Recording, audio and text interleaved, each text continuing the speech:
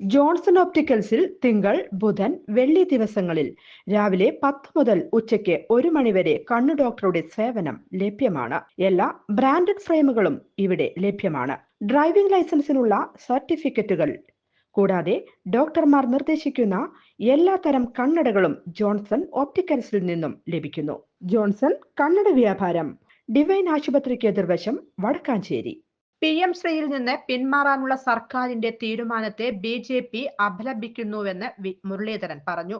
ചരിത്രപരമായ ഒരു മണ്ടത്തരമായിട്ട് ഇതിനെ സമൂഹം വിലയിരുത്തും. പ്രധാനമന്ത്രി നരേന്ദ്രമോദിയോടുള്ള വൈരാഗ്യം മൂലമാണ് പദ്ധതിയിൽ നിന്ന് പിന്മാറുന്നത്. രാജ്യത്തെ 95% കുട്ടികൾക്ക് ലഭിക്കുന്ന അവകാശം കേരളത്തിലെ കുട്ടികൾക്ക് ലഭിക്കാതിരിക്കുന്നത് ശരിയാണോ എന്ന് മലയാളികൾ ചിന്തിക്കണമെന്നും അദ്ദേഹം കൂട്ടിച്ചേർത്തു. PM ശ്രീയിൽ CPIയുടെ വിട്ടുവീഴ്ചയില്ലാത്ത നിലപാടിന് മുന്നിലാണ് മുഖ്യമന്ത്രിക്കും CPMനും മുട്ടുമടക്കേണ്ടി വന്നത്. സർക്കാരിന്റെ നിലനിൽപ്പ് തന്നെ അപകടത്തിലായതോടെയാണ് ഫണ്ടല്ല ആശയമാണ് പ്രധാനമെന്ന CPI സമീപനത്തിലേക്ക് ഒടുവിൽ CPM എത്തിയത്. 9 വർഷത്തിനിടെ ആദ്യമായി പിണറായി CPIക്ക് മുന്നിൽ കീഴടങ്ങി.